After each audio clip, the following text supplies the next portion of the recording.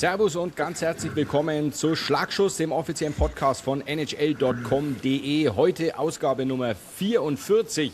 Heißt, nach dem Ende der ersten Runde und vor dem Start der zweiten Runde der Stanley Cup Playoffs 2026. Ich freue mich sehr auf meinen Leihmeter am Mikrofon und ruf mal rüber nach Ohio. Ganz schöne Strecke. Servus Stefan, grüß dich. Hi Ruby, guten Morgen. Ja, guten Morgen. Bei mir schon Nachmittag, Kaffeezeit eigentlich. Wie geht's dir da drüben? Du, mir geht's gut. Ich habe viel zu tun, schaue viel Eishockey an. Egal ob in Person oder im Fernsehen und viel unterwegs, aber das ist, das habe ich mir ja so ausgesucht, das ist okay so. Absolut, den Traumjob muss man dann machen, wenn er sich anbietet, so viel steht fest. Stefan, bevor wir loslegen, hast du die Tippunterlagen aus Runde 1 mit dabei? Also ich hab meine Tipps vor mir liegen, ja. Also hast du gar nicht mehr, das ist sehr gut für mich. Habe ich jetzt im Augenblick nicht meine aufgeschrieben, die liegen vor mir und ich bin bei 50%. Das ist, ja. Ja, das ist ja zumindest... Das lassen wir mal so. Okay, ich habe meine ganz zufällig verlegt, weil ich habe 2 Mannschaften richtig in der zweiten Runde. Aber lass uns über was anderes reden. Okay. Das war nichts. Wir tippen heute trotzdem. So viel Spaß muss natürlich sein, aber hüllen vielleicht besser den Mantel des Schweigens. Ich glaube, ich habe Vegas und Colorado richtig. Alles andere falsch getippt. Also, don't ask. Ja. Schauen wir mal. Wir schauen auf die Inhaltsangabe für Ausgabe Nummer 44. Wir schauen natürlich auf die Highlights und Lowlights aus der ersten Runde und wollen da insbesondere den Scheinwerfer drehen auf 2 Mannschaften, die ausgeschieden sind, die Edmonton Oilers und die Ottawa Senators. Der zweite große Block ist dann natürlich die Vorschau auf die zweite Runde. Die hat schon angefangen. Wir springen trotzdem auf diesen Zug, analysieren alle 4 Serien. Und last but not least gibt es natürlich wie immer die 6 Schlagschüsse zur Lage in der Liga. Da habe ich wieder was Ordentliches rausgesucht, Stefan. Freue dich schon mal da drauf. Aber gibt noch ein bisschen Arbeit vor uns, nämlich die erste Runde. Gab einige Überraschungen, wie man an unseren Tipps auch sehen kann. Wir starten mit dem Lowlight-Team tatsächlich. Und mir fallen da eigentlich nur also außer den LA Kings, die nicht wirklich viel Auftrag hatten, gegen die Colorado Avalanche auch 0-4 gesweept wurden, fallen mir, Stefan, ehrlich gesagt nur 2 Teams wirklich auf. Und das sind die Edmonton Oilers als zweimaliger Finalist zuvor. Die haben ihre Serie gegen die Anaheim Ducks mit 2-4 verloren. Und die Ottawa Senators, die wurden auch gesweept, obwohl es sehr knapp war, 0-4 gegen die Carolina Hurricanes. Ich würde sagen, Stefan, wir starten einfach mal mit den Oilers. Ich habe 2, 3 Zahlen rausgesucht. Schlechteste Playoff-Defensive mit 4,33 Gegentoren im Schnitt. Schlechtestes Penalty-Killing 50%. Die zweitmeisten gegnerischen Torschüsse zugelassen mit 32,3 Schüssen pro Spiel. Es gab keinen einzigen Sieg, nachdem sie zuerst im Rückstand waren. Die Bottom-6-Stürmer kommen, ich habe es mal zusammengerechnet, auf 1 Tor und 6 Scorerpunkte. Also 7 Bottom-6-Stürmer, 1 Tor, 5 Assists. Und das Goaltending, gewohnt schwach Ingram mit 87,6%. Was war los mit den Edmonton Oilers? Verletzt, müde, überspielt? Hast du schon einen Ansatz gefunden? Es war einfach, ich glaube, was du jetzt gerade eben gesagt hast, ist ja eigentlich Erklärung genug. Die Defensive, die Teamdefensive, und ich will das jetzt gar nicht unbedingt an den 2 Torhütern festmachen oder nur an den Verteidigungen. Die Teamdefensive war einfach nicht ansatzweise gut genug. Viel zu viele Tore zugelassen. Ab 50% der Penalty-Kill-Quote ist natürlich auch nicht genug. Das ist klar, brauchen wir überhaupt nicht drüber reden.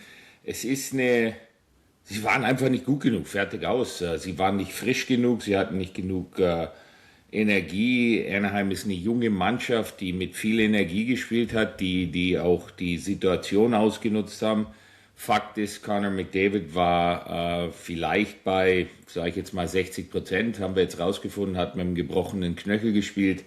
Leon Draisaitl war nach seiner Knieverletzung noch nicht 100% fit und wenn deine 2 besten Spieler natürlich nicht fit sind, hast du jetzt eindeutig die Defizite dieser Mannschaft gesehen. Sie ist einfach nicht tief genug. Du hast 2 der, sage ich jetzt mal 3 oder 5 besten Eishockeyspieler der Welt in deiner Mannschaft. Da kannst du unglaublich viel wegmachen.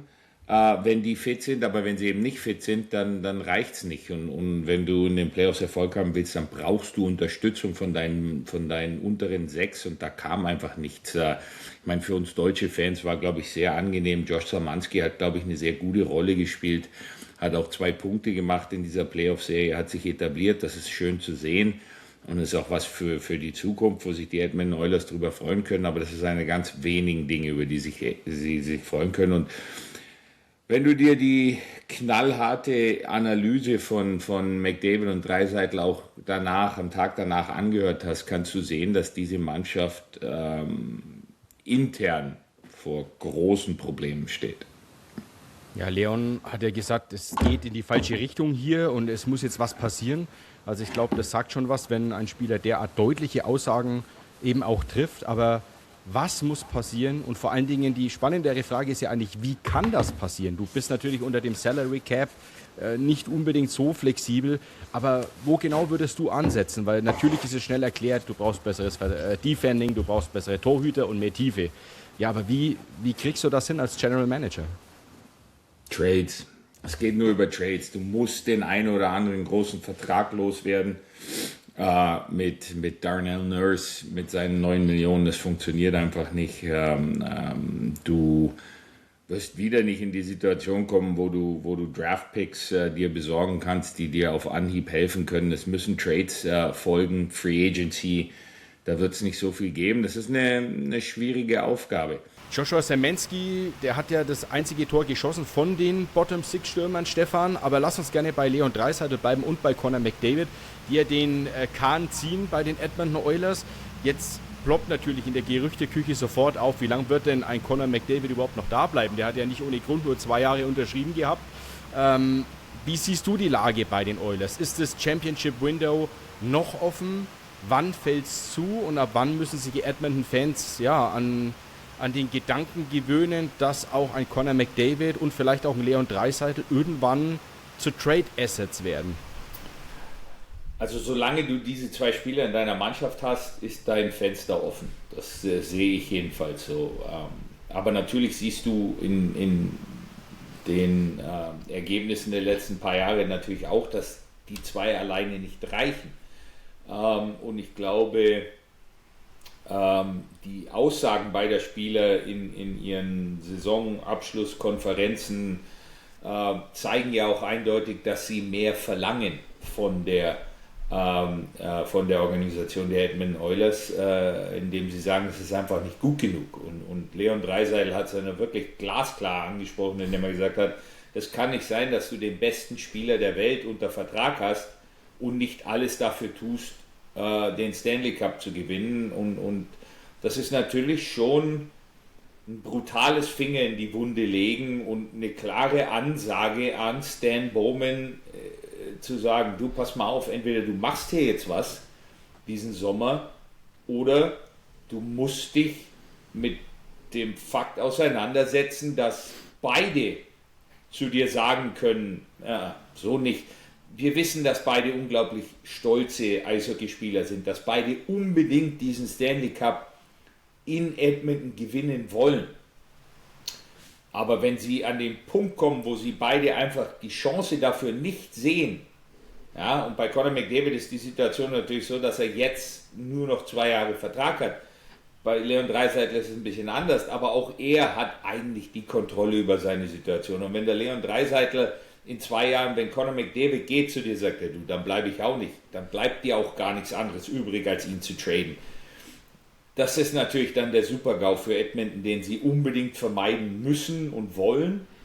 Aber dafür haben sie einiges an Arbeit vor sich. Die Mannschaft an sich ist nicht gut genug. Das ist ein Fakt. Vor allem, wenn Leon Draisaitl und Connor McDavid nicht 100% fit sind. Und es ist einfach so, dass die Torhütersituation in Edmonton zum Beispiel, die ist einfach nicht adäquat, wenn mein Ziel ist, den Stanley Cup zu gewinnen. Ich kann nicht für einen Tristan Jarry traden, der sich dann herauskristallisiert, dass er überhaupt nicht in der Lage ist, regulär in dieser Liga mitzuspielen unter diesen Voraussetzungen. Das ist einfach so, das hat man jetzt gesehen. Und warum auch immer das so ist in Edmonton, das kann ich nicht erklären, dafür bin ich zu weit weg, aber das Torhüterproblem gibt es ja nicht erst seit 6 Monaten, sondern das ist ja schon sehr, sehr lange und immer ein Problem. Und das liegt nun mal auch an der Ausrichtung der Mannschaft. Die Mannschaft ist defensiv einfach schlecht.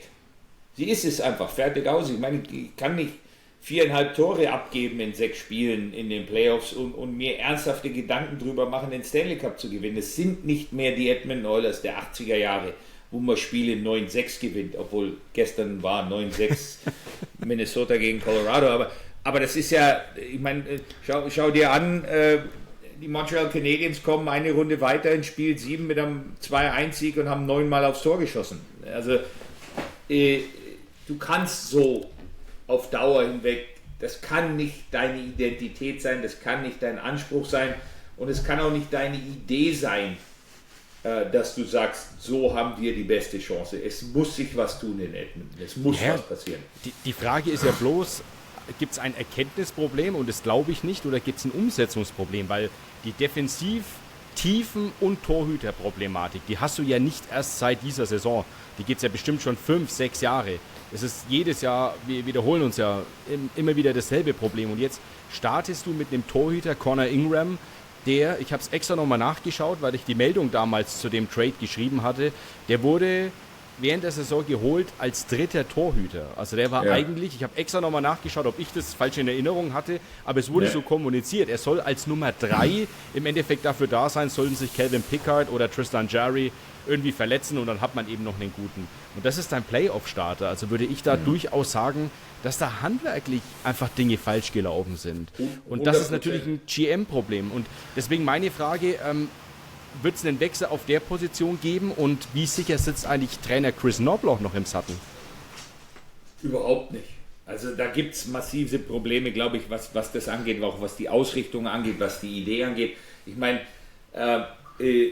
um ganz ehrlich zu sein, was für ein Eingeständnis ist es denn der gesamten Organisation, dass du mitten in der Saison Paul Coffey zurückholst, um deine Defensive zu führen für dich als Assistenztrainer. Ein Trainer, den man im vergangenen Sommer mehr oder weniger weggeschickt hat, weil man gesagt hat, den wollen wir nicht, den brauchen wir nicht. Es gab interne Probleme, es gab ganz offensichtlich Reibungen, was die Ausrichtung der Mannschaft angeht, zwischen Chris Knoblauch und Paul Coffey, und dann holst du den zurück während der Saison, weil du siehst, dass es so nicht funktioniert. Also es gibt grundlegende Probleme, die sich von oben nach unten durchziehen, was diese Mannschaft angeht, und ohne jetzt zu kritisch sein zu wollen, aber ich war damals schon sehr überrascht über die Verpflichtung von Stan Bowman, muss ich ganz ehrlich zugeben. Aber es ist halt doch, ja, wie soll ich das sagen, also ich sage es jetzt mal so, das mag jetzt wahrscheinlich, ich weiß ja nicht, wie viele Leute uns dazuhören, hoffentlich nicht zu viele aus Edmonton direkt, aber der Fakt ist, wenn Connor McDavid und Leon Draisaitl zusammen wären und würden spielen in Florida, ja, in New York, in LA, in Städten, wo auch, sage ich jetzt mal, Spieler gerne leben mit ihren Familien, dann gäbe es keine Probleme, ein gesundes Fundament um die Mannschaft herum aufzubauen. Das glaubst du mir. Free Agents, es ist immer noch so, dass es Leute gibt, die einfach nicht in Edmonton spielen wollen, weil da bis, was weiß ich, Anfang Juni Schnee auf den Straßen liegt. Das ist einfach ein Fakt. Ja, aber dafür spielst du doch mit Leon Draisaitl und Connor McDavid in einer Mannschaft. Und jetzt auch Evan Bouchard ist jetzt wahrscheinlich nicht der schlechteste Typ.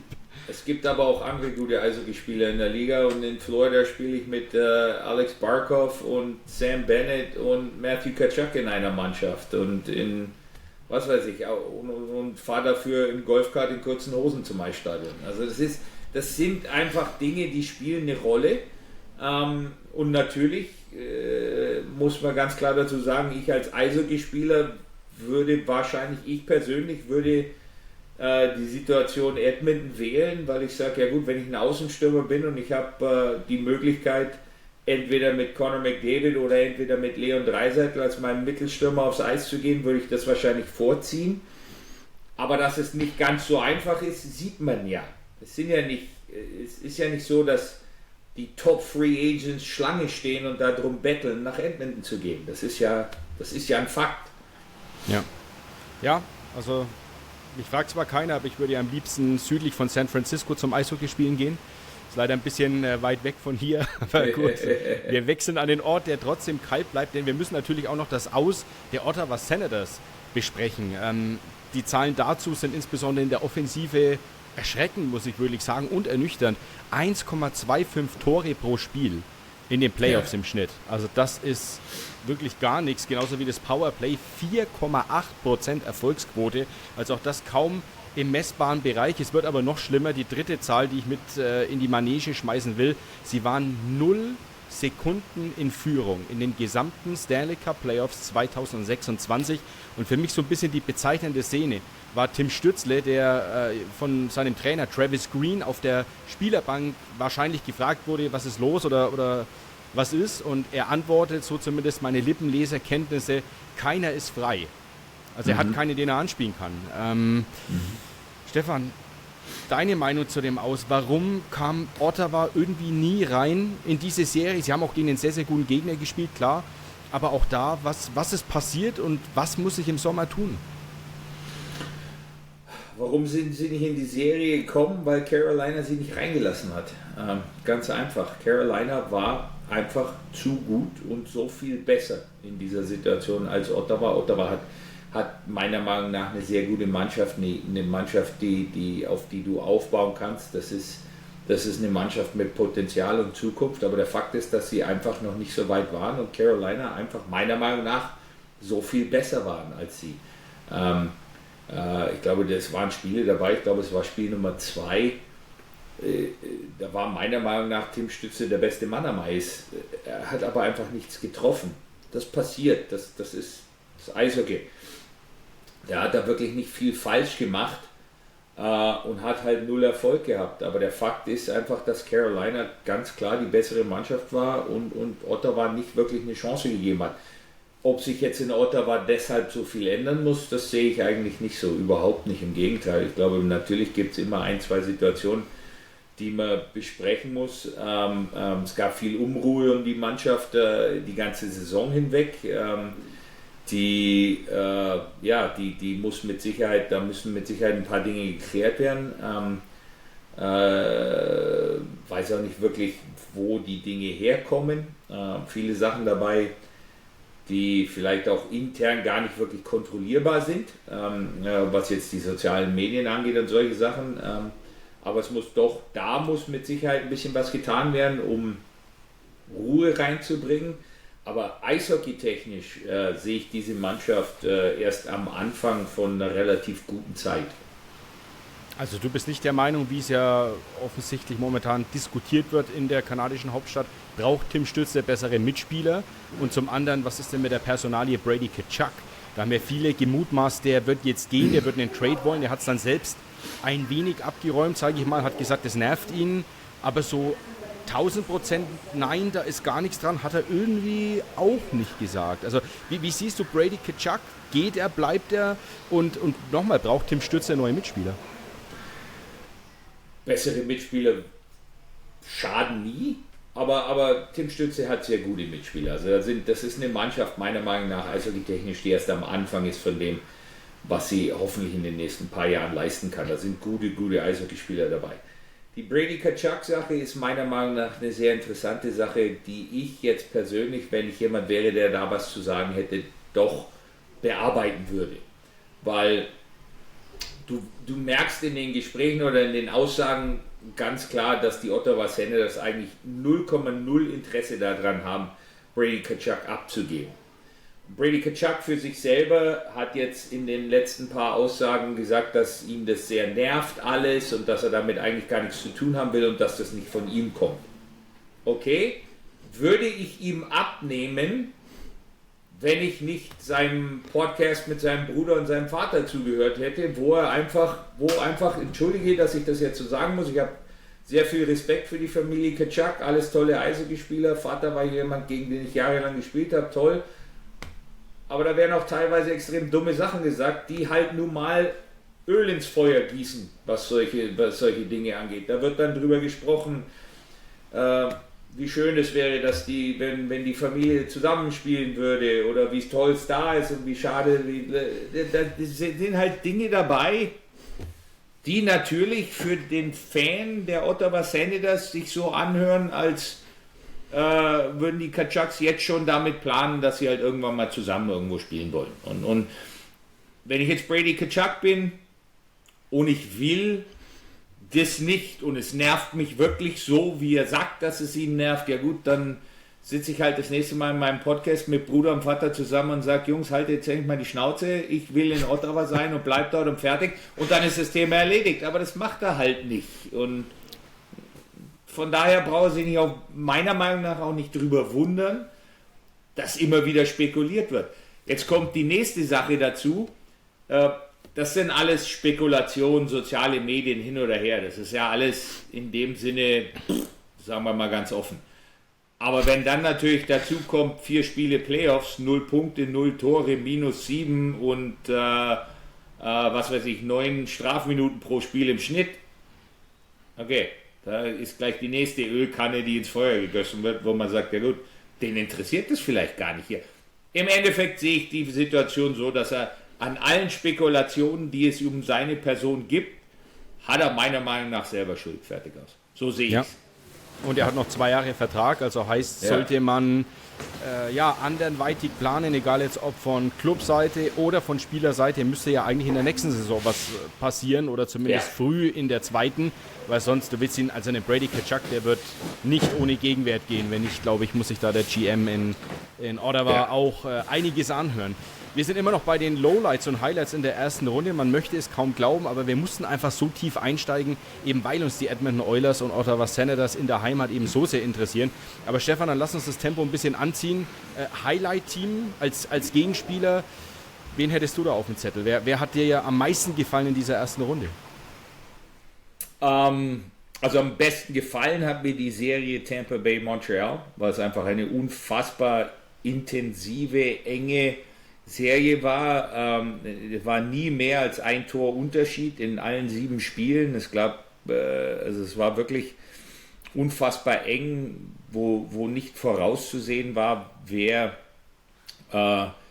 sich da als Sieger heraustut. Von daher hat es unglaublich viel Spaß gemacht. Das fand ich toll. Ich war sehr enttäuscht von den Pittsburgh Penguins in ihrer Serie gegen Philadelphia. Das war für mich auch von der Qualität her eine Serie, die mir keinen Spaß gemacht hat.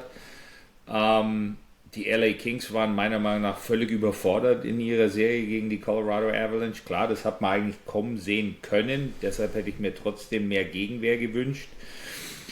Und bei aller Enttäuschung über die Edmonton Oilers, die uns natürlich aufgrund von Leon Draisaitl und Josh Szymanski sehr am Herz liegen, muss ich ganz ehrlich sagen, fand ich das Auftreten der Anaheim Ducks unglaublich erfrischend und toll. Eine sehr, sehr junge Mannschaft, die unglaublich viel Spaß gemacht hat in ihrer Serie und wo sich wirklich der ein oder andere herauskristallisiert hat als Superstar für die Zukunft.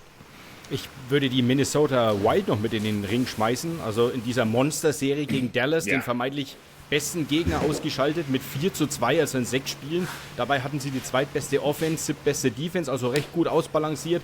Gute Tiefe, 13 von 14 Stürmern getroffen.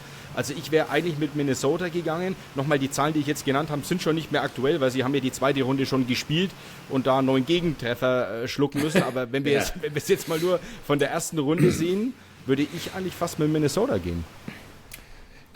Die Serie hat mich enttäuscht, ist falsch gesagt, aber ich hatte mir ein bisschen mehr erhofft aufgrund der hohen Qualität beider Mannschaften. Da fand ich Dallas ein bisschen enttäuschend, muss ich ganz ehrlich sagen. Da hatte ich mir von Dallas mehr erhofft. Natürlich hat mit Roope Hintz ihr Top-Center gefehlt, die ganze Serie hinüber, aber sie haben vor allem von ihrem Bottom Six einfach viel zu wenig bekommen und klar, Minnesota hat hervorragend gespielt und hat die Serie ganz verdient gewonnen. Aber ich hätte mir von Dallas mehr Gegenwehr gewünscht, weil die Erwartungshaltung für diese Serie für mich einfach sehr, sehr hoch gewesen ist. Von daher, klar, freue ich mich, Minnesota, Nico Sturm, der auch hervorragende Arbeit gemacht hat in den Spielen, in denen er eingesetzt wurde. Aber im Großen und Ganzen war es eine Serie, die mich von allgemein eher ein bisschen enttäuscht hat. Aber enttäuscht nur deshalb, weil ich so hohe Erwartungen dafür gehabt habe. Ja, auf Minnesota kommen wir dann natürlich im Laufe dieser Episode noch zu sprechen. Gehen jetzt auf den Lowlight Skater. Ich finde, wir haben eigentlich schon über ihn gesprochen. Also für mich ist es Brady Tkachuk, um noch ein paar Namen mit reinzuwerfen. Stefan, ich bin gespannt auf, wen deine Wahl dann fallen wird. Claude Giroux, Jamie Benn und JJ Peterka. Jeweils 0 Scorerpunkte. Das ist für mich schon krass. Andere, Stützle, Ivan Demidov, Matvei Mitschkov, Andrei Svechnikov, Nikolai Ehlers, ein Assist jeweils nur. Also auch recht wenig, muss ich sagen. Also wen würdest du da... Aber jetzt nehme ich zum Beispiel Ehlers und Svechnikov direkt mal raus, weil deren Mannschaft hat einfach mal ganz entspannt 4-0 gewonnen und schon das erste Spiel der zweiten Runde 3-0 gewonnen. Also von daher, da geht es um mannschaftliche Geschlossenheit, da sind die Punkte egal. Die anderen, die du genannt hast, klar, weil das die Stützen sind ihrer Mannschaften, die du einfach wenn deine Mannschaft in den Playoffs Erfolg haben will, dann müssen deine besten Spieler deine Besten sein. Und das waren sie nicht. Wer mich da, und jetzt, das ist ja schon Blasphemie fast, also muss ich ein bisschen aufpassen, wie ich das jetzt ausdrücke, aber wer mich in dem Sinne halt enttäuscht hat, auch war Sidney Crosby. Zum Beispiel. Sidney Crosby und Evgeny Malkin waren nie in der Lage, in dieser Serie dem Ganzen ihren Stempel aufzudrücken. Und deshalb sind die Pittsburgh Penguins gegen Philadelphia ausgeschieden, was eigentlich so in dem Sinne wahrscheinlich nicht viele haben kommen sehen. Das muss man mit Sicherheit auch als Enttäuschung werten. Ryan Nugent-Hopkins, Zach Hyman, das waren da wirklich auch nicht, haben auch nicht sehr geholfen in ihrer Serie gegen Anaheim. Also da war schon viel dabei, was enttäuschend ist immer. Aber es waren halt, wie gesagt, bei den Mannschaften, die ausgeschieden sind, ist es halt dann immer so, oder muss man ganz klar sagen, waren die besten Spieler einfach nicht in der Lage, ihre Mannschaft weiterzuführen. Und deshalb sind sie dann auch dementsprechend ausgeschieden, ja.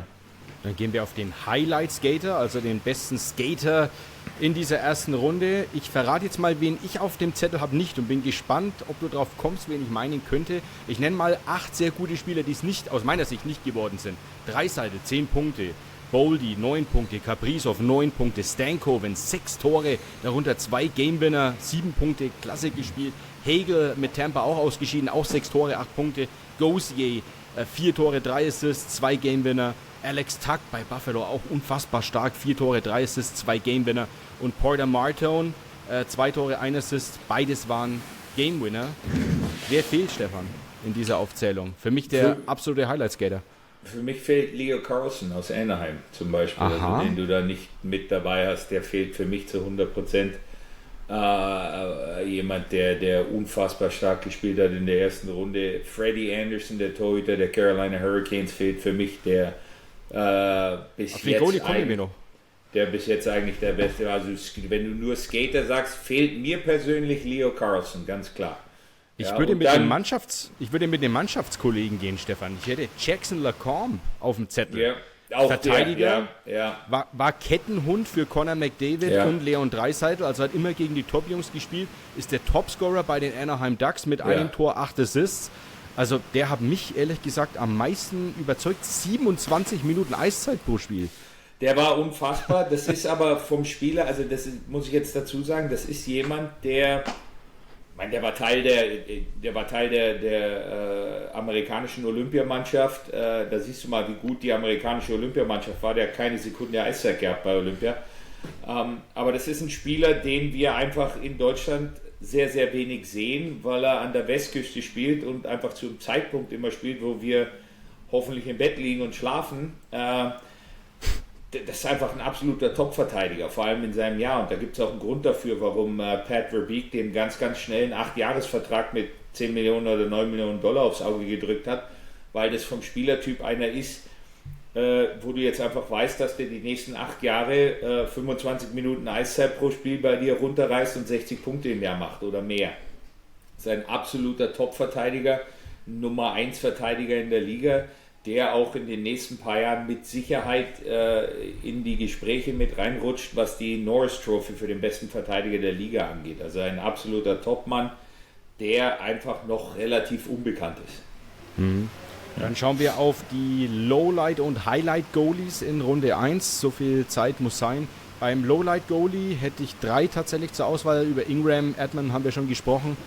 Ich würde Ukko-Pekka Lukkonen, der schönste Name im Torwartgeschäft, 82,5% Fangquote, wurde in Spiel 2 gezogen, danach nicht wieder aufgetaucht, also hat seine Stammposition verloren.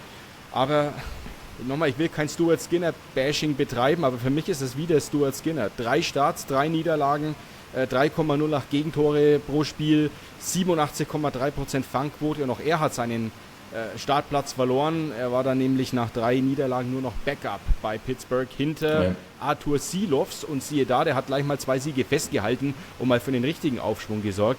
Bin ich zu kritisch mit Stuart Skinner? Wie siehst du es? Nein, bist du nicht.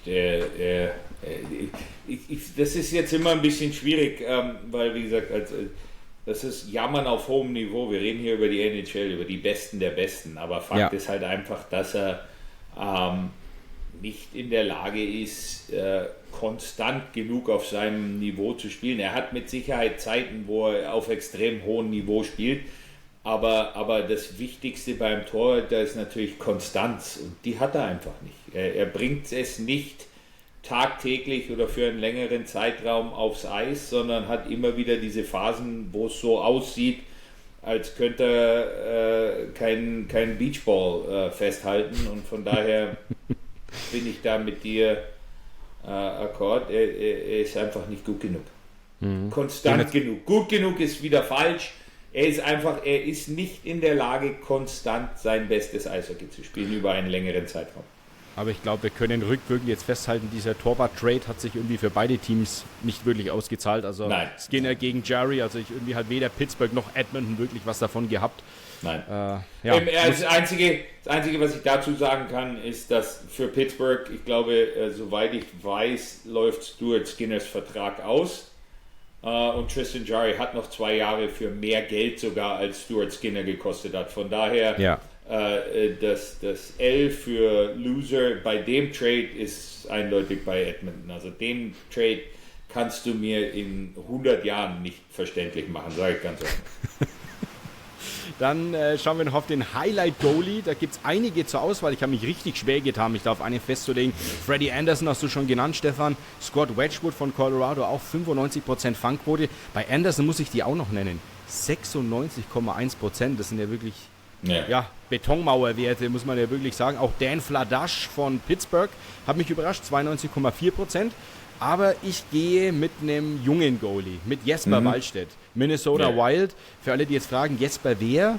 Also 23 Jahre jung, erster Playoff-Run für den jungen Mann, 6 Spiele, 4 Siege festgehalten, 2,05 Gegentore im Schnitt, 92,4% Fangquote. Wie gesagt, wohlgemerkt, der Gegner war Dallas. Für mich auch eins der größten Goalie-Talente, die wir überhaupt haben in der NHL.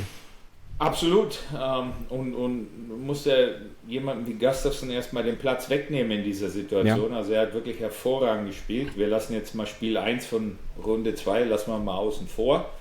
Aber hervorragende Arbeit, wie gesagt, auch für mich Anderson unglaublich stark in Carolina. Aber es waren schon gute Leistungen mit dabei. Auch obwohl er ausgeschieden ist, Wasilewski war gut, hat seine Mannschaft hat ihnen immer eine Chance gegeben. Sieht jetzt natürlich nicht so toll aus, wenn du 2-1 verlierst und nur 9 Schüsse hergibst, aber im Endeffekt geht es darum, dass du Torhüter brauchst, die dir eine Chance geben zu gewinnen. Jetzt nur die Statistiken in dem Sinne sind eigentlich egal, sondern du musst das Gefühl haben, dass du einen Torhüter im Tor hast, der dir die Möglichkeit gibt zu gewinnen und alle die du jetzt genannt hast, tun das und es ist ja nicht umsonst die schönste Zeit im Eishockey, die erste NHL-Playoff-Runde und wir haben viele tolle Sachen gesehen und es ist auch schön, mal andere Mannschaften jetzt zu haben und junge Mannschaften mit Philadelphia, mit Anaheim, die jetzt dabei sind, Mannschaften, die eigentlich keiner auf dem Schirm hatte und Montreal ist eine Mannschaft, ich meine, die Zukunft in Montreal, die sieht unfassbar gut aus, wenn man sich überlegt, dass Nick Suzuki als Kapitän mit 25 Jahren von ihrem wirklichen Stamm der älteste Spieler ist. Also das ist eine Mannschaft, die in den nächsten 3-4 Jahren unglaublich viel bewegen wird. Und damit spielst du mir schon, Stefan, den Puck eigentlich perfekt aufs Tape in Slot-Position für eine Überleitung auf die zweite Runde. Wir wollen uns alle 4 Serien, alle 8 Teams genau anschauen. Du hast gerade schon gesagt, es gibt ja frische neue Mannschaften. 2 der jetzt 8 Teams in dieser zweiten Runde waren letztes Jahr schon hier, Carolina und Vegas. Das heißt, wir haben 6 Neulinge. Also es gibt auf jeden Fall neue Mannschaften zu sehen in dieser zweiten Runde. Das ist tatsächlich sehr erfrischend. Und 2 davon, die treffen sich direkt im direkten Duell in der Atlantic Division, wenn man so möchte. Die Buffalo Sabres gegen die Montreal Canadiens. Der Weg dahin, Buffalo 4:2 gegen Boston, Montreal 4:3 gegen den Tampa Bay Lightning. Wir hatten es schon kurz anklingen lassen. 2 Rivalen auch in der Atlantic Division. Ich meine, Buffalo liegt unmittelbar an der Grenze zu Kanada. In beiden Stadien war die Hölle los. Also nicht nur in den Stadien, sondern auch davor, muss man wirklich sagen. Also wie groß, Stefan, wird die Begeisterung an diesen 2 Standorten sein jetzt in der zweiten Runde?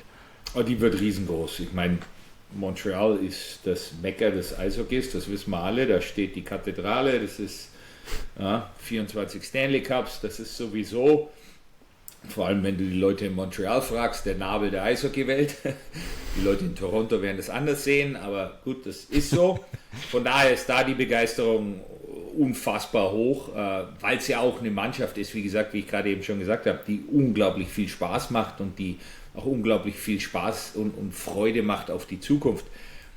Und Buffalo, die haben immerhin 14 Jahre drauf gewartet, auf diese Situation jetzt. Da brennt die Hütte, das ist ganz klar. Und sie haben eine hervorragende erste Runde gespielt, haben ganz eindeutig jetzt in den letzten 6 Monaten gezeigt, dass sie eine Mannschaft sind, die nicht zufällig dort ist, sondern mit der auch zu rechnen ist. Und das ist eine Mannschaft, die sich selber auch so sieht, indem sie sagt, nee, für uns ging es nicht darum, nur mal wieder in die Playoffs zu kommen und zu sagen, hallo, hier sind wir und jetzt können wir wieder nach Hause gehen, sondern diese Mannschaft glaubt an sich. Diese Mannschaft ist der Meinung, dass sie gut genug ist, den Stanley Cup zu gewinnen und so präsentiert sie sich im Augenblick auch und dieser Funke ist ganz eindeutig auch übergeschlagen auf das Umfeld in Buffalo, weil ich meine, du siehst es ja, was da los ist. Spit and Chicklets, Ryan Whitney ist auf Rollerblades unterwegs durch die Straßen von Buffalo. Also da ist wirklich unfassbar viel Emotion und Enthusiasmus da und das macht unglaublich viel Spaß. Und die Zahlen stützen das Ganze auch noch. Offensiv 3,33 Tore pro Spiel, defensiv 2,0 Gegentore pro Spiel. Also sehr gut ausbalanciert, gute Offensive, gleichzeitig gute Defensive, aber auch große Probleme im Powerplay. Da haben sie tatsächlich nur eine einzige von 24 Möglichkeiten nutzen können. Also wenn wir den rosa Punkt suchen bei den Buffalo Sabres, dann ist es das Powerplay mit einer Erfolgsquote von 4,2%. Das schlechteste in den Playoffs, so viel sei gesagt. Aber nochmal, wenn wir uns das Positive anschauen, die Top-Reihe funktioniert unfassbar gut, oder? Peyton Krebs, Tage Thompson, für mich ohnehin einer der absoluten Topspieler auch in der Liga. Den sehe ich so gerne, den kriegst du ja nicht vom Puck weg. Auch ein Alex Tuck, auch körperlich super, 2 Game-Winner hat alleine er geschossen. Und die blaue Linie wollen wir auch nicht vergessen. Bowen Byram, Rasmus Dahlin. Nochmal, wir sprechen jetzt vom i-Tüpfelchen bei dieser Mannschaft, aber lass uns abgesehen davon auch noch ein bisschen in die Tiefe gehen. Warum sind die so schwer ausrechenbar? Ja, weil sie sind... Sie spielen als Einheit. Das ist jetzt, klar kann man jetzt Tage Thompson oder Rasmus Dahlin ein bisschen hervorheben, aber diesen absoluten Superstar haben sie in dem Sinne nicht, sondern sie haben Stars und sehr viele gute Spieler. Ihre blaue Linie ist, ich kann mich nicht erinnern, wann ich das letzte Mal eine größere, kräftigere, mobilere blaue Linie gesehen habe als die der Buffalo Sabres. Da ist im Schnitt jeder 1,90 groß. Es ist unfassbar und dafür sind sie aber, wie gesagt, sehr, sehr mobil, können sich auch offensiv sehr gut ins Spiel einschalten und es ist, glaube ich, das meiste, was im Augenblick den positiven Ausschlag gibt für sie, ist für mich ihre Mentalität. Es ist eine Mannschaft, die an sich glaubt, die überzeugt ist davon, dass sie so weit sind, ganz, ganz oben mitzuspielen und das merkst du ja auch in ihrem Auftreten. Sie treten auf als Einheit. Es gab da in der Vergangenheit immer wieder Situationen. Letztes Jahr Tage Thompson hat hat einen bösen Hit hinnehmen müssen und keiner hat reagiert, keiner hat sich gewehrt, alle diese Dinge. Und das ist was dir heute in Buffalo nicht mehr passieren wird. Das ist diese Packmentalität, die sie haben, das ist so, da kommen alle zusammen, tust du einem von uns was, musst du dich mit allen anderen beschäftigen, und das haben sie im Augenblick für sich. Und dazu kommt natürlich das Umfeld, was unfassbar viel ausmacht, auch jetzt für sie. Die Halle ist, die brennt, die ist laut, das ist ein wirklicher Heimvorteil. Also da läuft im Augenblick alles richtig, und da wird man halt jetzt sehen, wie sie mit so einer Mannschaft wie Montreal umgehen, die im Endeffekt eigentlich genau dasselbe am Laufen hat wie sie jetzt gerade. Auch eine Mannschaft, die von sich selber überzeugt ist, dass sie so weit sind, Lärm zu machen. Eine junge Mannschaft, die an sich glaubt, die unfassbar viel Spaß hat, miteinander Eishockey zu spielen, und die eine Stadt oder eine ganze Region hinter sich haben, die einfach auch schon länger darauf warten, wieder in dieser Position zu sein. Und das ist mit Sicherheit eine Serie, die sehr viel Spaß machen wird. Ja, eben weil es so viele Parallelen auch gibt. Und wie gesagt, die Begeisterung, die steckt an. Mir hat ein Hörer von uns tatsächlich heute ein Video geschickt. Public Viewing im Bell Center, also in der Kathedrale des Eishockeys. Ja. Das Ding war voll fürs Public Viewing, für dieses Auswärtsspiel, für Spiel 7. Also komplett irre. Viele Grüße an Finn an der Stelle, der das Ganze geschickt hat. Sehr interessant. Wenn wir uns jetzt Montreal anschauen, dann erkennt man vielleicht doch die eine oder andere Schwachstelle, insbesondere in der Offensive, obwohl sie da sehr gut besetzt sind. Aber 2,29 Tore und nur 22,3 Schüsse pro Spiel ist dann doch recht wenig. Ich meine, auch der schlechteste Wert, zumindest bei den Schüssen. Dafür sind sie defensiv sehr, sehr stark. 2,14 Gegentore im Schnitt. Tiefe ist da. 13 von 14 Stürmern haben gepunktet. Insbesondere Cofield, Suzuki, Slavkovski, über die brauchen wir gar nicht reden. An der blauen Linie Lane Hudson. Aber trotzdem irgendwie so komplett durchgeschlagen ist die Offensive noch nicht. Deswegen meine Frage, was macht diese Canadiens so gefährlich? Ist es, dass die Mannschaft der Star ist?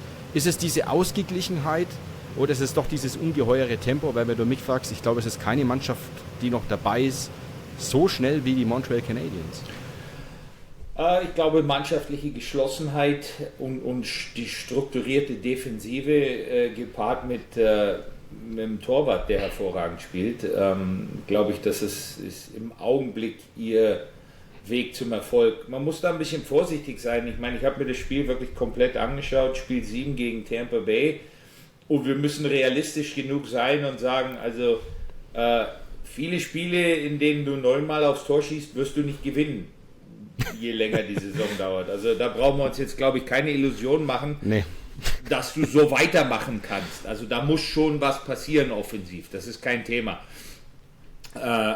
Mit 9 Schüssen pro Spiel ist auch die nächste Serie gegen Buffalo ganz schnell vorbei. Aber das wissen die Montreal Canadiens auch. Und das hat natürlich auch mit dem Gegner zu tun. Und Tampa Bay ist eine sehr, sehr gute Mannschaft gewesen, gegen die sie da gespielt haben. Aber natürlich muss offensiv ein bisschen mehr kommen, mehr Durchschlagskraft kommen. Aber das ist eine Mannschaft, die sehr, sehr jung ist, die im Augenblick auch ihre Situation genießt und aufsaugt und auch dazulernt. Das ist eine Mannschaft, die unglaublich viel dazulernt im Augenblick, und eine Mannschaft, die natürlich auch einen Trainer hat, der Eishockey lebt, der unglaublich intensiv ist in der Art und Weise, wie er mit seinen Spielern umgeht, der als Spieler selber alles schon gesehen hat, alles erreicht hat, und der ganz offensichtlich auch in der Lage ist, diese Erfahrung, die er hat, aber auch diesen Enthusiasmus fürs Eishockey, den du bei ihm siehst, weiterzugeben an die Jungs. Und das ist eine funktionierende Einheit im Augenblick, die einfach jede Sekunde genießt, die sie im Augenblick zusammen sein kann. Und das ist, glaube ich, ihre große Stärke. Für mich der X-Faktor könnte der Torhüter sein. Da haben wir ja eine durchaus kuriose Situation, denn die Buffalo Sabres spielen eigentlich mit ihrem Backup, mit Alex Lyon. Der ist für Spiel 3 reingekommen, war aber sofort eine Soforthilfe. Seitdem lief es richtig gut für die Buffalo Sabres. Und auf der anderen Seite hast du jetzt eigentlich auch nicht diese klassische Nummer 1, würde ich jetzt mal sagen. Jakob Dobeš, ich will ihm nicht so nahe treten, aber für viele, glaube ich, ein No-Name-Goalie. Also weiß nicht, ob jeder schon von ihm gehört hat. Wer stiehlt die Serie von den beiden? Ich glaube, meiner Meinung nach wird sich Buffalo im Endeffekt durchsetzen, aber nicht aufgrund der Torhüter-Position, weil ich einfach glaube, dass sie im Augenblick die bessere Mannschaft sind, weil sie doch ein bisschen mehr Erfahrung haben und vor allem auch, weil sie, glaube ich, in der Lage sein werden, physisch dieser Serie ihren Stempel aufzudrücken. Aber beide Torhüter sind für mich, Dobisch ist für mich ein junger Torhüter, der mit Sicherheit auch für die Zukunft für Montreal hohe Aufgaben übernehmen wird. Alex Lyon ist so ein bisschen eine sehr interessante Personalie, weil er eigentlich derjenige ist, der jedes Jahr woanders spielt und seine Mannschaft in die Playoffs bringt, aber dann dem Nächsten mehr oder weniger überlässt. Und von daher interessant zu sehen, jetzt auch, wie es da weitergeht. Ich gehe davon aus, dass er die Serie anfangen wird, aber natürlich hast du mit Ukko-Pekka Luukkonen einen Torhüter, der auch schon gezeigt hat, dass er was leisten kann, und klar hat er seine Probleme gehabt am Anfang, aber sollte er in diese Serie irgendwie seinen Weg zurückfinden, glaube ich schon, dass er auch qualitativ hochwertiges Eishockey spielen kann. Saisonserie war 2:2, also ausgeglichen, das macht es umso spannender. Prognose fällt mir schwer, Stefan, ich schreibe wieder gnadenlos mit. Was tippst du für diese Serie? Ich glaube, dass Buffalo diese Serie in 6 Spielen gewinnen wird. Also 4:2 für Buffalo, dann reagiere ich mal darauf und widerspreche. Ich sage 4:3 Montreal. Ich muss ja aufholen irgendwie, Stefan. Es hilft dir nichts. Du hast nicht mehr viele Optionen. Also du wirst von mir jetzt wahrscheinlich nur Bold Predictions hören, weil ich komme nach 2 richtigen Mannschaften nach der ersten Runde sonst auf keinen grünen Zweig mehr. Also entweder geht das Schiff jetzt komplett unter oder ich kriege tatsächlich nochmal so eine Desperation Hockey Chance, wenn du so möchtest. Also ich sage 4:3 Montreal in einer Wahnsinnsserie. Wir gehen weiter auf die zweite Serie in der Eastern Conference zwischen den Carolina Hurricanes und den Philadelphia Flyers. Wer hätte das gedacht? Carolina, Sweep in der ersten Runde, 4:0 gegen die Ottawa Senators. Philadelphia 4:2 im Derby gegen die Pittsburgh Penguins. Also die sind auf jeden Fall auf Betriebstemperatur. Die Serie ist schon gestartet, deswegen bei der Prognose haben wir schon so einen kleinen Indikator vielleicht. Game 1 ging deutlich mit 3:0 an die Hurricanes. Die sind ohnehin sehr heimstark, haben alle Spiele in den Playoffs zu Hause gewonnen. In der regulären Saison waren sie auch schon Erster in der Heimstatistik, haben ein Bollwerk, also wie du das knacken willst, da bin ich wirklich mal gespannt. Im Schnitt, nicht in einem Spiel, im Schnitt 1,0 Gegentore pro Spiel. Das ist ja wie im Fußball eigentlich. Sie lassen auch nur 25,8 gegnerische Torschüsse zu. Penalty Killing super stabil mit 96%. 2 Shutouts sind auch schon rumgesprungen und man muss sich einfach mal das Hurricanes Hockey anschauen. Du kommst nicht mal vors Tor. Also sie boxen dich irgendwie so gut aus. Wie machen sie das, Stefan? Warum sind sie so schwer zu knacken und ist das wirklich bis zum Ende durchzuhalten? Das wird die große Frage sein. Die Carolina Hurricanes spielen ein extrem, wie soll ich das sagen? Also veraltet ist falsch, aber Carolina spielt in der Zone Mann gegen Mann. Das heißt, du wirst Carolinas Verteidiger sehen, die bis zur blauen Linie ihrem Spieler hinterherlaufen. Und das ist ein System, was ich mich jetzt, ehrlich gesagt, mir fällt keine andere Mannschaft ein in der Liga, die dieses System spielt. Von daher ist das immer wieder was komisch ist und schwierig ist, weil du als Gegenspieler natürlich bestimmte Dinge erwartest oder auch siehst das ganze Jahr über, die du dann auf einmal gegen Carolina nicht mehr siehst, weil du da in die Zone kommst und dir auf einmal ständig einer auf den Füßen steht. Und das ist natürlich sehr laufintensiv, das ist körperlich anstrengend, aber Carolina ist eine Mannschaft, die schlittschuhläuferisch hervorragende Fähigkeiten hat. Das ist eine Mannschaft, die an dieses System des Trainers glaubt. Und es ist eine Mannschaft, die das auch persönlich hervorragend umsetzt. Es ist eine Mannschaft, die jedes Jahr 2 Serien in den Playoffs gewinnt und dann im Eastern Conference Final auf die Nase fällt, sage ich jetzt mal. Aber in dieser Serie gehe ich davon aus, werden sie 0 Probleme haben. Also ich will jetzt nicht Sweep sagen, aber die Carolina gewinnt diese Serie 4:1 eigentlich relativ einfach. Okay. Ja. Also wer überall gespielt hat, du hast gerade vorhin beim Highlight Skater schon gesagt, sie kommen ja wirklich über die Mannschaft. Eine Reihe ist trotzdem herausgeragt und die hatte ich jetzt erstmal nicht auf dem Zettel. Logan Stankoven, Taylor Hall und Jackson Blake. Ja. Also die hatte ich gar nicht auf dem Zettel, aber diese zweite Reihe von Carolina schießt alles in Grund und Boden. Stankoven 6 Treffer, Hall 8 Punkte, Blake 6 Punkte. Was macht die drei so stark?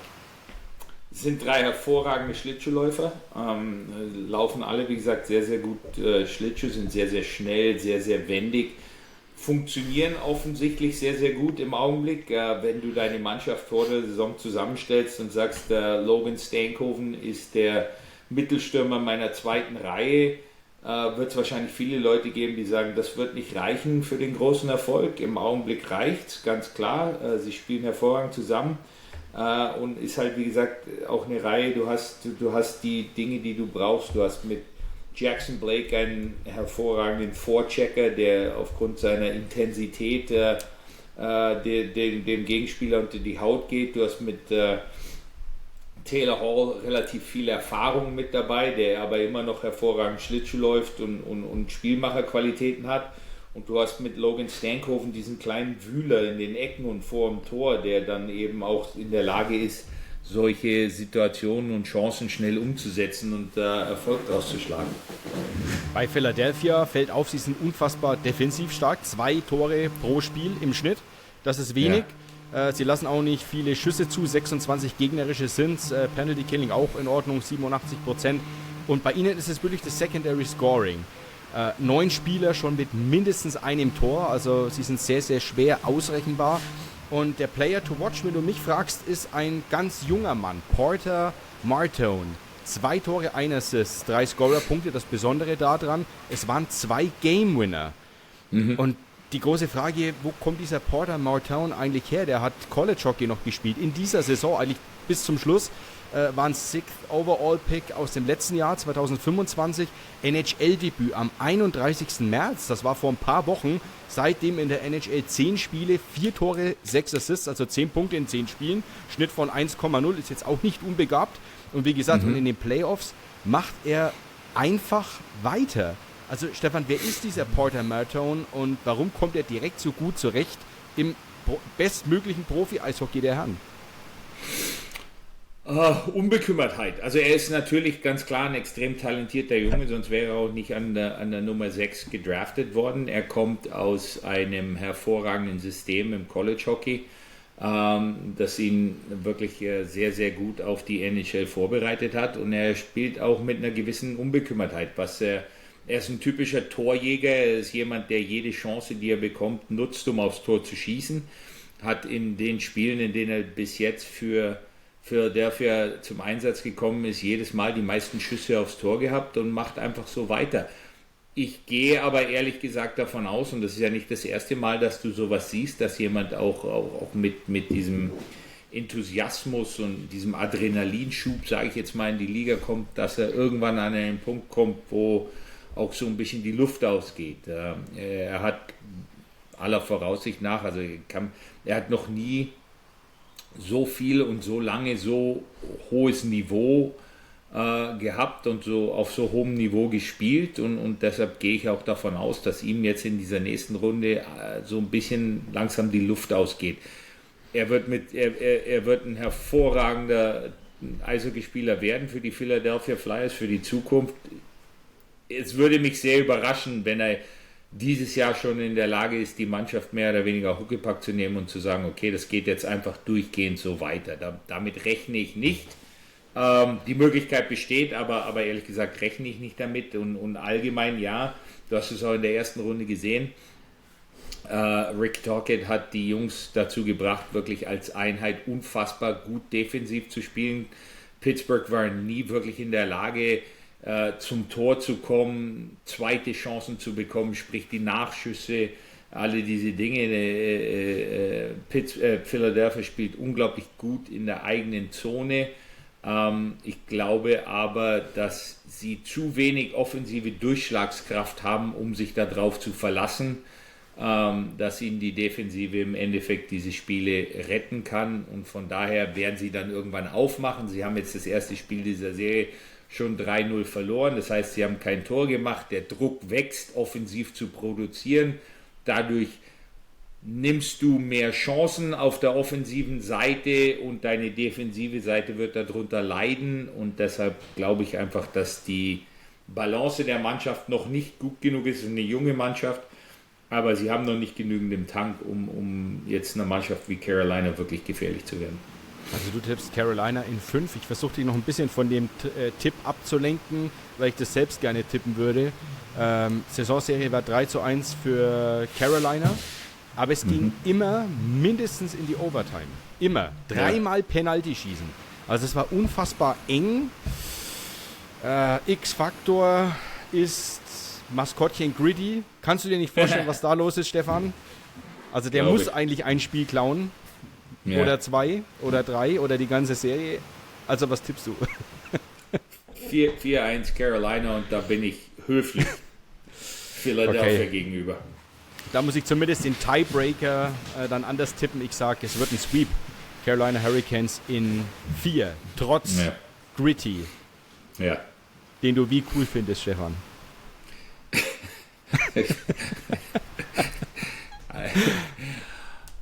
Maskottchen sind mir wirklich relativ egal. Aber wenn es Das war die diplomatische Antwort.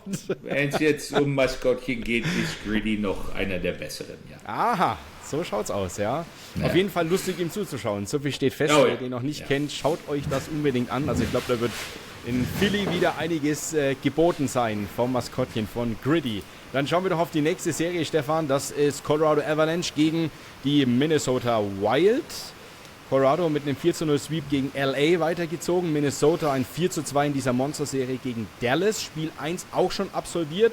Und was war das bitte für ein Spiel? 15 Tore Feuerwerk. 9:6 für die Avalanche. Die haben alle meine Stats jetzt auf den Kopf gestellt. Ich wollte jetzt eigentlich davon reden, dass Colorado jetzt noch nicht so gut in der ersten Runde performt hat. Die Offensive noch nicht so krass heiß gelaufen ist.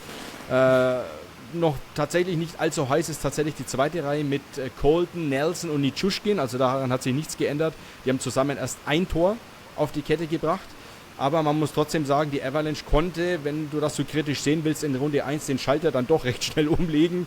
Aber sie haben trotzdem noch viel Steigerungspotenzial, finde ich. Ja, ist schwierig. Also ich glaube, das gestrige Spiel als Maßstab zu nehmen, was in dieser Serie passieren wird, wäre ein Fehler. Ich glaube, beide Trainer waren auch Colorados Trainer ist mit dem Spiel gestern mit Sicherheit nicht glücklich. Klar, im Endeffekt sind es die Playoffs, da zählt sowieso nur der Sieg, das ist dir dann egal, wie das zustande kommt. Aber Fakt ist, es war ein schlechtes Eishockeyspiel gestern. Also es war ein tolles Eishockeyspiel zum Zuschauen, 9:6, 15 Tore, für die Fans super gut. Technisch, strukturell gesehen war es einfach ein schwaches Eishockeyspiel mit einer unfassbar hohen Fehlerquote von zwei Mannschaften, von denen du das einfach nicht gewöhnt bist. Deshalb wird da unglaublich viel gearbeitet werden bei beiden und kann mir beim besten Willen nicht vorstellen, dass es da so weitergeht, sondern dass da beide Mannschaften einiges am Spiel ohne Scheibe ändern werden für die nächste Begegnung. Bei Minnesota ist mir aufgefallen, nicht nur Scoring in der Spitze und in der Tiefe, also Spitze Boldy, Kaprizov, Hughes, Faber natürlich, aber auch in der Tiefe und insbesondere die Größe der Stürmer fällt einem wirklich auf, wenn man sich mal ein Wild-Spiel anschaut. Also da war teilweise eine vierte Reihe dabei, die hat über 300 Kilo auf die Waage gebracht und war im Schnitt, frage mich nicht, 1,95 Meter groß. Also da geht einiges, alleine die Foligno-Brüder, McCarron, Nico Sturm, also einschüchternd würde ich fast sagen. Jetzt gelingen 6 Tore gegen Colorado, aber auch 9 Gegentore. Was glaubst du, wie schnell kann Minnesota daraus lernen und dann die eigenen PS auf die Straße bringen? Ich glaube, dass sie relativ schnell daraus lernen werden, weil wie gesagt, du hast gestern im Spiel unglaublich viele individuelle Fehler gesehen, was das angeht. Einfach Missed Assignments sagen wir dazu, also wo Fehler gemacht worden sind, wo die Spieler einfach nicht aufgepasst haben, wo der direkte Gegenspieler allein gelassen worden ist, frei geworden ist, wo falsche Entscheidungen getroffen worden sind. Das sind individuelle Fehler gewesen, die du per Video sehr schnell analysieren kannst und dann auch sehr schnell abstellen kannst. Ich glaube, der Weg zum Erfolg für Minnesota wird über die Physis oder sollte über die Physis kommen, wie du gerade eben schon gesagt hast. Es ist eine körperlich sehr, sehr robuste Mannschaft, vor allem in den unteren 6. Von daher glaube ich, dass du da eine hervorragende Balance hast zwischen deinen Top-Leuten wie Kaprizov, wie Quinn Hughes, der gefühlt 90% des Spiels auf dem Eis ist und einfach alles kontrolliert, egal ob das Tempo ist, ob es die Spielweise ist. Er ist wirklich ein unfassbar starker Spieler, aber du hast dann eben, wie gesagt, mit den beiden Foligno-Brüdern, McCarron, mit Nico Sturm auch wirkliche Power, die über die Bande kommen kann. Und ich glaube, wenn Minnesota in dieser Serie eine Chance haben will, dann müssen sie physisch die Kontrolle übernehmen und müssen wirklich Colorado mürbe machen, körperlich.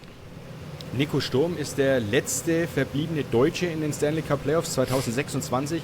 Gestern 31 Jahre jung geworden. Auch auf diesem Kanal nochmal alles Gute nachträglich, Nico. Und er hat 4 von 7 Spielen schon mit absolviert. 2 Scorerpunkte, 2 Assists waren es. Hat er sich festgespielt für dich, Stefan? Das hoffe ich sehr für ihn. Die Spiele, in denen er gespielt hat, waren alle erfolgreich. Von daher würde es mich wundern. Gestern statistisch gesehen kein guter Auftritt, aber bei 9 Gegentoren wirklich kein guter Auftritt für irgendjemanden in dem Bereich. Statistisch gesehen bei den Minnesota Wild. Also für mich, ja, gehört er in diese Aufstellung eben, weil er auch Dinge einfach tut für dich, ja, die du brauchst in den Playoffs. Das sind starke Bullies, hervorragendes Unterzahlspiel und einfach die Fähigkeit, auch Top-Leute der anderen Mannschaft auszuschalten. Und das ist was sie mit Sicherheit brauchen werden. Und deshalb würde ich persönlich ihn in der Aufstellung behalten. Ja. Wir müssen über 2 Verteidiger-Tandems noch sprechen. Für mich der X-Faktor in dieser Serie, denn du hast auf der einen Seite bei Minnesota Quinn Hughes und Brock Faber als Tandem, auf der anderen Seite Cale Makar und Devon Toews. Sehen wir da die beiden besten Verteidiger-Tandems in der NHL im direkten Duell? Ja, für mich schon. Du siehst die beiden besten Verteidiger der Liga gegeneinander spielen mit Makar und Quinn Hughes. Für mich die Top-Leute auf diesen Positionen über Jahre hinweg und Spieler, die einfach grundsätzlich ihre Wechsel kontrollieren, die sowohl offensiv als auch defensiv in der Lage sind, zum Spiel ihren Stempel aufzudrücken. Und auch Devon Toews und ich glaube Brock Faber sind 2 Spieler, die du auf gar keinen Fall unterschätzen darfst, die sich in ihren Pärchen hervorragend ergänzen mit Hughes und mit Makar und von daher für mich die 2 besten Pärchen. Interessant, es wird so sein, dass du grundsätzlich einer dieser 4 Spieler wird zu jeder Sekunde dieser Serie auf dem Eis sein. Davon kannst du mal von ausgehen. Ja. Saisonserie zwischen Colorado und Minnesota war 2:2, also ausgeglichen. Frage an dich, Stefan. Was tippst du? Wer schafft's und wie? Colorado in 7. Colorado in 7. Ja. Ja, guter Tipp. Ich muss ja widersprechen, gell? Also dann sag ich Minnesota in 7. Okay. Also ich glaube, es wird wirklich eng, aber ich drücke tatsächlich Nico die Daumen und sage Minnesota in 7. Ich muss aufholen. Dann schwenken wir rüber zur 4. und letzten Serie in dieser 2. Runde. Vegas Golden Knights gegen die Anaheim Ducks. Vegas mit einem 4:2 gegen den Utah Mammoth weitergekommen. Anaheim mit einem 4:2 gegen die Edmonton Oilers. 2 offensiv starke Teams. Hat mir wirklich gut gefallen, was sie vorne gezeigt haben. Da stehen sich, Stefan, 2 wirklich offensive Powerhouses gegenüber, oder? Ja, glaube ich schon. Ich glaube, beide Mannschaften mit Sicherheit die Stärke in der Offensive. Anaheim vielleicht ein bisschen überraschend, weil sie noch eine sehr, sehr junge Mannschaft sind, aber du hast da eben mit Leo Carlsson und Cutter Gauthier auch 2 Spieler, die absolut den nächsten Schritt gemacht haben in ihrer Entwicklung.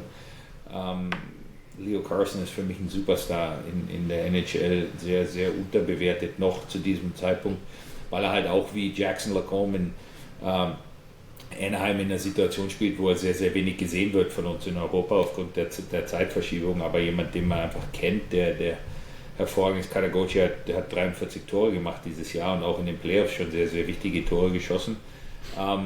die sind für mich, es ist überraschend, wie weit sie schon sind in ihrer Entwicklung. Es war eine Mannschaft, die ich vor der Saison in den Playoffs gesehen habe, aber eine Mannschaft, von denen ich eigentlich davon ausgegangen bin, dass sie erst in 2-3 Jahren wirklich so richtig zu sich findet. Aber das ist so ein bisschen so ein Schneeballsystem im Augenblick bei ihnen, und für mich die machen unglaublich viel Spaß, ihnen zuzuschauen, spielen sehr, sehr attraktives, tolles Eishockey. Troy Terry spielt hervorragend, macht gute Arbeit. Dann hast du Veteranen wie Chris Kreider und Alex Killorn, die aber immer noch hervorragendes Eishockey spielen, die auch in der Vergangenheit schon Erfolg gehabt haben. Killorn hat, glaube ich, 2 Stanley Cups mit Tampa gewonnen, soweit ich weiß. Also da sind Spieler dabei, die natürlich auch schon andere Dinge gesehen haben. Es ist nicht nur Jugend. Und ich glaube, den großen Unterschied in dieser Serie wird der Torhüter ausmachen. Ich glaube, sie sind auf der Torhüterposition einfach besser als Vegas. Ich glaube, Vegas hat ein Problem auf der Torhüterposition, sage ich ganz offen.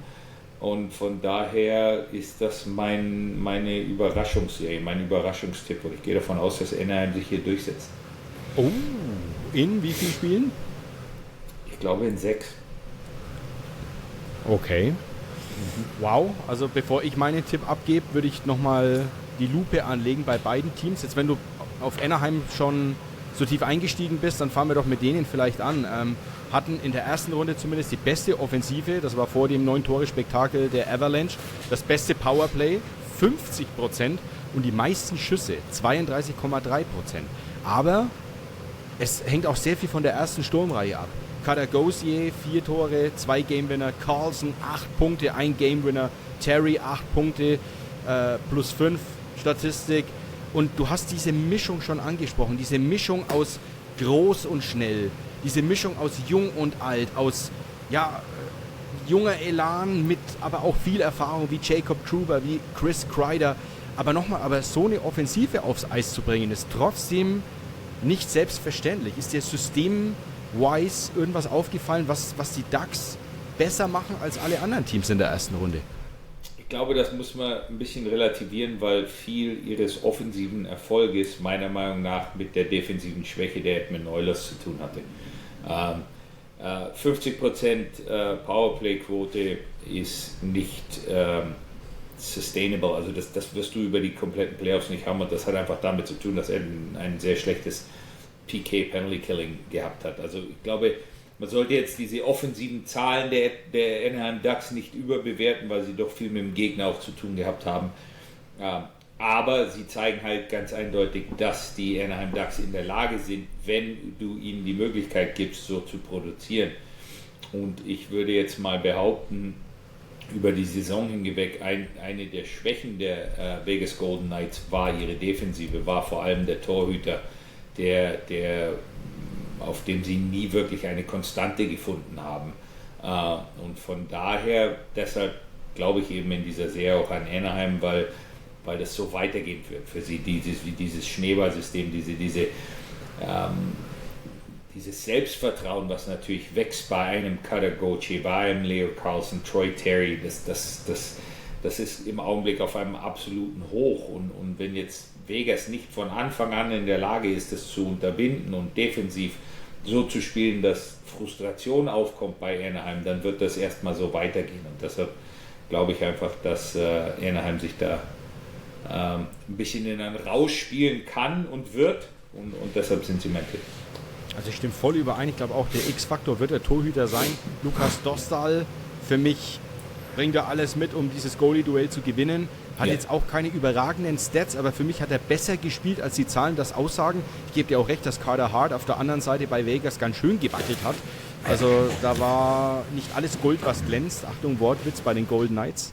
Aber lass die Lupe bei den Golden Knights auch nochmal anlegen. Da würde ich insbesondere über 2 Spieler noch sprechen. Erstmal muss ich sagen, dass da alle 4 Reihen wirklich stark produzieren. Auch die 4. Reihe, schaut euch da mal die Zahlen an, richtig stark. Also daher schwer ausrechenbar. Deswegen für mich auf keinen Fall zu unterschätzen, wenn du mit 4 Reihen immer gefährlich bist. Aber über 2 Spieler müssen wir wirklich sprechen, die sich bei mir so ein bisschen ins Herz gespielt haben. Der eine ist Brett Howden, 4 Tore. Der war eigentlich Zeit seines Lebens immer Bottom-6-Stürmer, wenn man so möchte. Ein Game-Winning-Goal auch schon erzielt. und der andere ist Mitch Marner. 2 Tore, 5 Assists, 7 Punkte, auch ein Game Winner. Und er ist ja wirklich, also Marner, in jede Rolle geschlüpft. Er centert die zweite Reihe. Er gibt den Flügelspieler in der ersten Reihe. Er spielt den Quarterback im Powerplay. Er ist in der Unterzahlreihe übrigens mit Howden zusammen sehr erfolgreich. Haben da auch schon einen Game Winner zusammen produziert durch einen Vorcheck von Marner. Howden dann mit dem Game Winner shorthanded. Also, wie siehst du die beiden? Wie siehst du Mitch Marner in Vegas, insbesondere jetzt auch in den Playoffs? Wirkt für mich fast ein bisschen befreit, auch im Vergleich zu Toronto. Und ist ein Brett Howden vielleicht das personifizierte Playoff-Monster für Vegas? Also es ist so, wenn du gewinnen willst, dann ist es ja so, dann brauchst du immer Spieler, mit denen du vorher eigentlich nicht rechnest, dass sie bestimmte Rollen erfüllen. Du hast immer diese Unsung Heroes, diese Typen, an die vorher keiner denkt oder an die vorher keiner auf dem Schirm hat, die dann auf einmal loslegen und in den Playoffs spielen, wo sie einfach über sich hinauswachsen. Und diese Spieler brauchst du. Das kann ein Brett Howden natürlich werden. Fakt ist, dass je länger diese Playoffs gehen, die Top-Mannschaften, dass es dann oft so ist, dass sich die Top-Spieler so ein bisschen gegenseitig aufheben. Ja? Dass du immer deine Top-Leute, ein Jack Eichel wird immer ein Faktor sein, ein Mitch Marner wird immer ein Faktor sein, ein Stone wird immer ein Faktor sein, Mark Stone für Vegas. Genauso wie Leo Carlson oder Cutter Gauthier immer ein Faktor sein werden. Aber es sind dann eben diese Unsung Heroes, die kommen. Und zum jetzigen Zeitpunkt für Vegas ist es ein Brett Howden. Frage ist nur, kann er das über 2, 3, 4 Serien machen? Das ist dann der ausschlaggebende Punkt und das wird man sehen. Ich glaube, ihre Probleme im Tor ist im Endeffekt das, was ihnen am meisten wehtun wird, wenn es so weitergeht. Also du bleibst dabei, Stefan, Anaheim in 6? Ja, auf jeden Fall. Dann sage ich Vegas in 7. Okay. Oh je. Schauen wir mal. Also wie gesagt, Tipps sind raus damit. Ich will es noch gar nicht wissen. Ich will es gar nicht wissen, aber wie gesagt, wir lösen es dann zu Beginn von Episode 45 wieder klammheimlich auf. Last but not least, Stefan, knallen wir nochmal 6 Schlagschüsse zur Lage der Liga ins Mikrofon. Wie immer sowohl ernst gemeinte als auch ein paar bunte Themen. Und das erste Thema ist ein buntes, im wahrsten Sinne des Wortes, denn es geht um die Trikotregeln in den Playoffs. Weil wir haben es gesehen bei den Pittsburgh Penguins, die spielen plötzlich in so einem Oldschool-Gelb ihre Playoff-Spiele. Wir haben es gesehen bei den Dallas Stars, die hatten diese sternförmigen Trikots plötzlich wieder zurück. Von früher fand ich übrigens aus meiner Sicht die schönsten Playoff-Trikots bislang in diesem Playoff-Run. Um meine San Jose Sharks auch nochmal zu nennen, ich muss es ja in jeder Ausgabe tun, die haben mal in Schwarz statt in Teal. Die haben keine Playoff-Trikots. Das ist richtig, nicht. Aber sie haben mal in Schwarz statt in Türkis gespielt. So, damit kann ich das auch abhaken. Aber Stefan, erklär uns doch mal, wer legt denn fest, in welchem Trikot die Mannschaft spielt in den Playoffs? Und gibt es irgendwelche Regelungen, dass du tauschen darfst? Zum Beispiel Pittsburgh fällt auf, wir haben jetzt 2-mal verloren in den gelben Lumpen, wir ziehen jetzt wieder schwarz an oder ein anderes Gelb. Also wie läuft das ab? Soweit ich informiert bin, musst du vor jeder Serie deine 2 Trikots mehr oder weniger anmelden, sprich dein Heim- und dein Auswärtstrikot, und darfst dann während der Serie nicht tauschen. Also Pittsburgh hat sich entschieden dazu, ich glaube zu Hause war es, in Gelb zu spielen. Das heißt, dass sie die Serie über zu Hause in Gelb spielen müssen, auch wenn sie dann verlieren oder hin oder her. Und dürften dann, also soweit sind meine Informationen, erst in der nächsten Serie wieder tauschen. Das kann falsch sein, sondern dass es auch so ist, dass du die komplette Playoffs dann in Gelb weiterspielen musst oder in einem Trikot weiterspielen musst. Aber du musst dir 2 Trikots, ein Auswärtstrikot aussuchen für die Playoffs, und bei denen musst du dann bleiben. Mhm. Aber wer legt dann fest, dass es das Trikot wird? Ist das eine Abstimmung in der Mannschaft? Ist das die Kapitängruppe, die das aussucht? Der General Manager, der Trainer? Das sucht die Führungsetage aus. Vielleicht fragt man die Spieler danach, ob sie da eine Vorliebe haben oder nicht. Das weiß ich nicht. Das ist wahrscheinlich von Organisation zu Organisation ein bisschen unterschiedlich. Ich könnte mir natürlich vorstellen, dass man in Pittsburgh jemanden wie Sidney Crosby fragt, ob er das gut findet oder nicht. Ich kann mir vorstellen, dass man in Anaheim zum Beispiel aufgrund der Jugend der Mannschaft einfach sagt, wir machen das jetzt so und fertig. Also das wird von Organisation zu Organisation mit Sicherheit unterschiedlich behandelt und ja, wahrscheinlich auch was mit Marketing zu tun. Welche Trikots glaubt man, kann man vielleicht besser verkaufen. Und oft hat es wahrscheinlich auch was mit Aberglauben zu tun. Ja. Ja, eben. Eishockeyspieler sind doch abergläubisch. Also was hat es dir bedeutet? Hattest du irgendeine Beziehung zu irgendeinem besonderen Trikot, dass du gesagt hast, also wenn ich heute in farbig statt schwarz spiele, dann geht nichts. Hattest du das auch schon mal? Ich muss ganz ehrlich zugeben, dass mich das noch überhaupt nie interessiert hat. Das war mir völlig wurscht. Das Einzige, was ich habe, was die Trikots angeht, ist, ich hätte die Vorliebe, ich würde zu Hause lieber in Weiß spielen.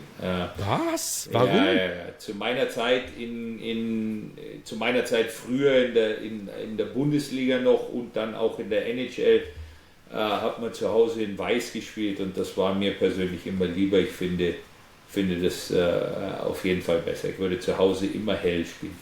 Ehrlich? Also das wird ja tatsächlich diskutiert in der Liga, ob man wieder zurückgeht zu dem Format zu Hause in Weiß und auswärts in farbig. Ich fände das fürchterlich. Aber gut, schau mich an, in dem Dunkelpazifik-Türkis schaust du einfach besser aus. Was ist denn bei dir zum Beispiel? Ich weiß ja gar nicht, was bei dir, 6 verschiedene Trikots hinter dir, ich weiß ja gar nicht, was bei dir zu Hause und auswärts ist. Was ist da was? Es sind alles Heimtrikots, aber halt einmal das schwarze, glaube ich, hängt hinter mir, war mal ein drittes Trikot. Dann das etwas bläulichere Türkis und einmal das klassische Teal. Ja, deswegen sage ich, also ich wäre immer beim Color. Ich habe zu meiner Zeit, wir hatten damals in Washington Screaming Eagle. Also ich bin gedraftet worden noch in dem guten alten Blau-Weiß-Rot Capitals, aber dann, als ich gespielt habe, war dieser Screaming Eagle, und wir haben wirklich zu Hause in Weiß und auswärts in Blau gespielt und das war mir persönlich viel, viel lieber.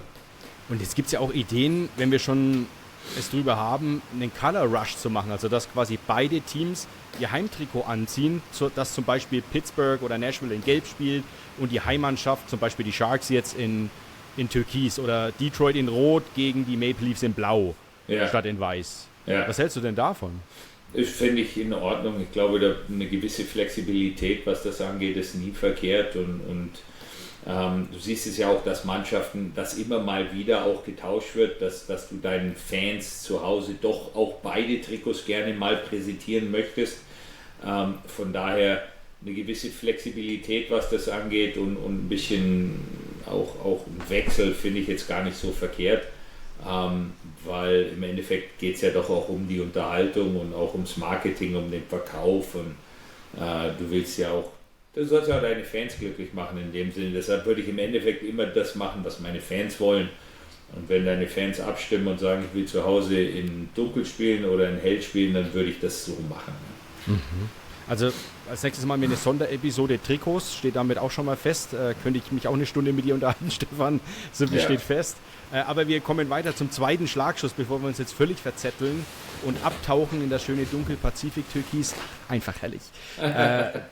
Jessica Campbell ist das nächste Thema. Sie verlässt wahrscheinlich den Seattle Kraken, war da ja die erste weibliche Assistenztrainerin in der Liga-Geschichte und sie lotet momentan neue Coaching-Optionen aus. Wenn es jetzt jemand weiß, Stefan, dann doch bestimmt du. Hast du schon was gehört? Wer schnappt sich Jessica? Nein, habe ich nicht. Ich weiß natürlich, klar, wir kennen sie persönlich, das wissen wir. Sie ist sehr, sehr gut in dem, was sie macht. Und natürlich wird es immer wieder Diskussionen geben darüber, weil sie halt nun mal eine Frau ist, ob sie genügend Qualifikation hat für diesen Job. Also das kann ich nur so viel bestätigen. Die hat sie. Sie ist hervorragend in dem, was sie macht. Und meiner Meinung nach wird es genügend oder sollte es genügend NHL-Mannschaft geben, die sich mit Sicherheit mit ihr unterhalten werden. Und ich eigentlich davon ausgehe, dass wir sie nächstes Jahr auch wieder in der Liga als Trainerin sehen werden. Mhm. Schauen wir gespannt zu. Schlagschuss Nummer 3 dreht sich um Trikots tatsächlich. Mal ein neues Thema, Stefan. Utah hat einen Trikottausch angeboten. Also für alle Mammoth-Fans, die sich aus welchem Grund auch immer zuvor schon ein Jersey der Vegas Golden Knights gekauft hatten. Das war ja der Gegner in der ersten Runde. Der konnte kostenlos sein Golden Knights Trikot eintauschen in ein Mammoth Trikot. Fast 1000 Fans haben teilgenommen. Ich finde es unfassbar, wie viele. Ich dachte, das wären nicht mal 100, ehrlich gesagt. Krasse Aktion, finde ich. Wie hast du es verfolgt? Extrem smarte, also wirklich extrem smarte Aktionen der Utah Mammoth, die halt jetzt wieder dafür gesorgt haben, dass 1000 Leute mehr in der Halle mit ihrem Trikot rumlaufen. Und klar, es ist eine Investition in deine Organisation, es ist eine Investition in die Fans, weil du jetzt natürlich davon ausgehen kannst, dass es ist ja eh schon ein Fan, der ein Eishockey-Trikot gekauft hat, also es ist ein Fan, der gerne ins Eishockey geht, der involviert ist und dem gebe ich jetzt ein Trikot umsonst für meine Mannschaft in dem Sinne. Also gehe ich davon aus, von diesen 1000 Leuten, wenn die nochmal ein Trikot kaufen, wird es wahrscheinlich wieder Utah Mammoth sein und von daher eine extrem smarte Investition in die Zukunft deiner Organisation und auch eine tolle Sache, weil die Trikots, die abgegeben worden sind, die Trikots der Golden Knights sind ja nicht einfach nur auf den Müll geschmissen worden, sondern sie sind gespendet worden an wohltätige Organisationen und von daher eine Top-Sache. Ich glaube sowieso, wenn du dich ein bisschen mit Utah beschäftigst, mit dem Besitzer der Utah Mammoth beschäftigst, dann merkst du, dass da unglaublich viel mit dem Kopf gearbeitet wird und dass es eine Organisation ist, die auf dem besten Weg ist, sich in diesem Platz in Salt Lake City als Organisation zu etablieren und auch in ihrem Umfeld vor allem sehr, sehr viel fürs Eishockey zu tun. Dann schließen wir das Thema ab mit dem Angebot, dass du dann den Screaming Eagle natürlich auch bei mir jederzeit in ein Deep Pacific Teal Trikot tauschen kannst, wenn du das möchtest, Stefan. Also Nein. Ich bin bereit. Nein. Dann schauen wir auf Schlagschuss Nummer 4. Der geht um Sidney Crosby. Um den hatten wir es ja zu Beginn dieser Ausgabe auch schon. Und da gibt es von dem einen oder anderen doch tatsächlich die Behauptung, ist Sid the Kid ein Schauspieler? Warum? Er hat in dem Playoff-Spiel gegen Philadelphia vor einem Face-Off den Schläger von Garnet Hathaway ins Gesicht bekommen, ist daraufhin runtergegangen. Hathaway hat eine Strafe bekommen, hoher Stock.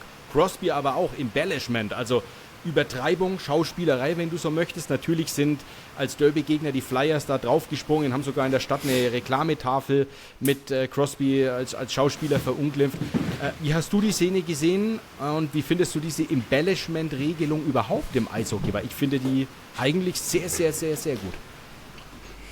Ja, also in dem Fall war es so, wie es geschildert wurde. Ich meine, die Strafe hat er verdient. Klar gab es den hohen Stock und deshalb auch die Strafe für Garnet Hathaway, aber ich glaube, wenn man die Situation sieht, gab es jetzt da keinen Grund, auf die Knie zu gehen oder sich auf den Boden zu schmeißen. Und ist das was Sidney Crosby öfter macht? Nein, ist es nicht. Ist mit Sicherheit was er in der Vergangenheit als sehr junger Spieler gemacht hat. Da war er sehr, sehr intensiv und teilweise auch vor allem bei den Schiedsrichtern sehr unbeliebt in den ersten 1-2 Jahren seiner Karriere, aber das ist da war er 18 Jahre alt, das hat sich mit Sicherheit geändert. Es gibt keinen anderen Spieler in unserer Liga oder in der NHL, der so respektiert wird wie Sidney Crosby. Aber ja, in dem Fall war die Strafe gerechtfertigt und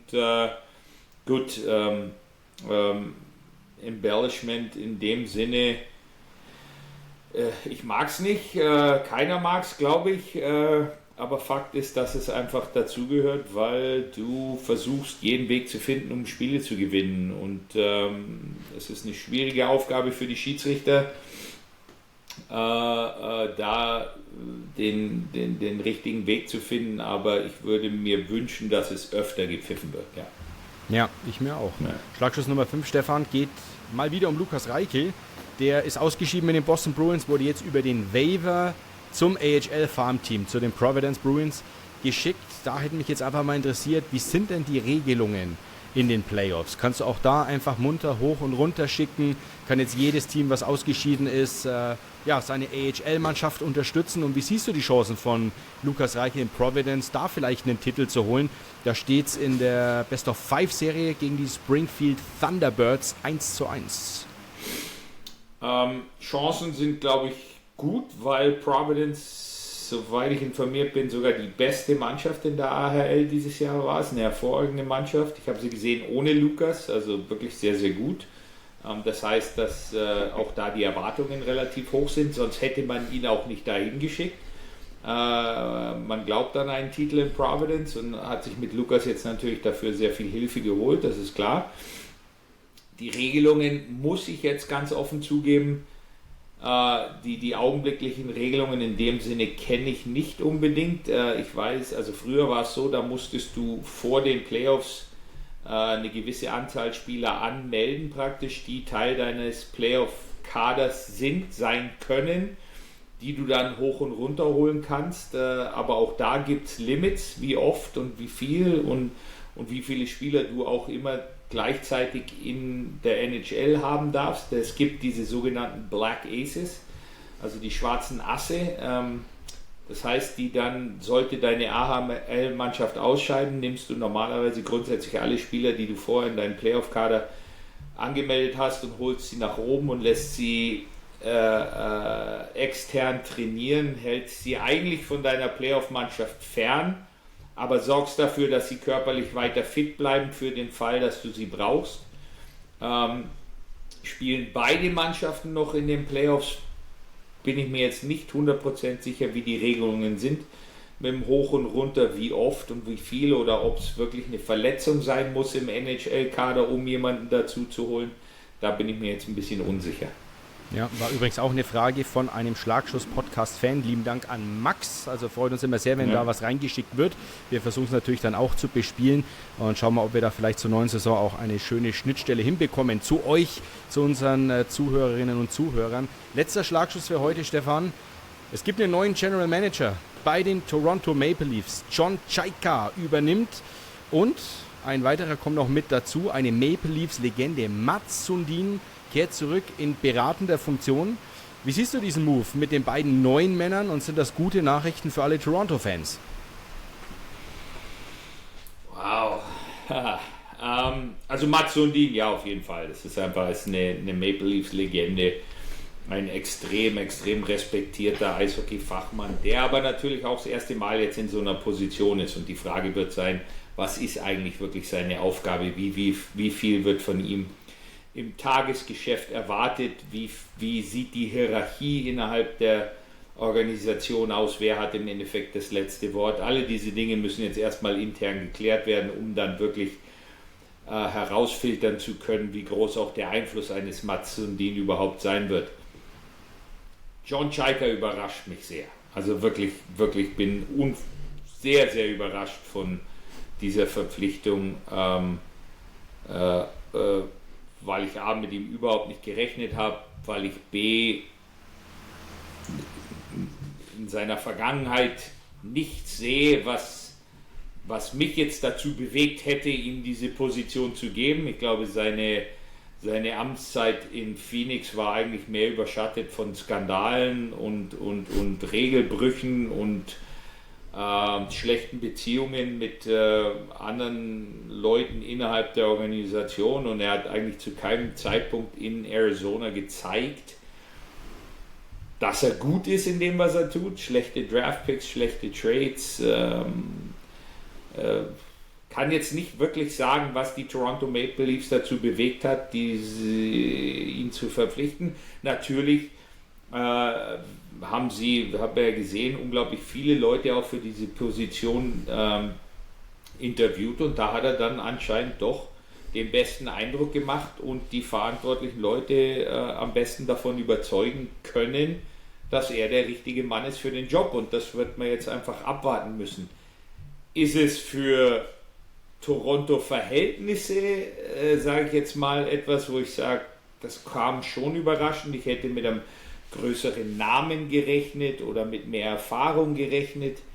Ja, aber auf der anderen Seite hat man das auch schon alles gehabt und das ging in die Hose, und von daher, ja, Toronto ist so ein Job, dem auf der einen Seite ist es ein Traum für die Toronto Maple Leafs zu arbeiten, auf der anderen Seite kann es auch ganz schnell ein Albtraum sein, in diesem Umfeld arbeiten zu müssen. Von daher nie so einfach.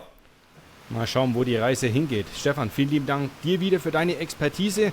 An unsere Hörer natürlich nochmal der Hinweis, ihr kriegt alle Infos, also sowohl Elimination Features, warum die Mannschaft ausgeschieden ist, als auch jetzt die Vorschauen auf die zweite Runde, auch natürlich nochmal in Schriftform. Das Ganze auf nhl.com.de. Stefan und ich, wir würden uns freuen, wenn ihr uns ein Herzerl oder einen Daumen hoch da lasst, einen Like, wie das auf Neudeutsch heißt, für unseren Podcast und sagen, Stefan, wir hören uns dann zwischen Runde 2 und den Conference Finals wieder.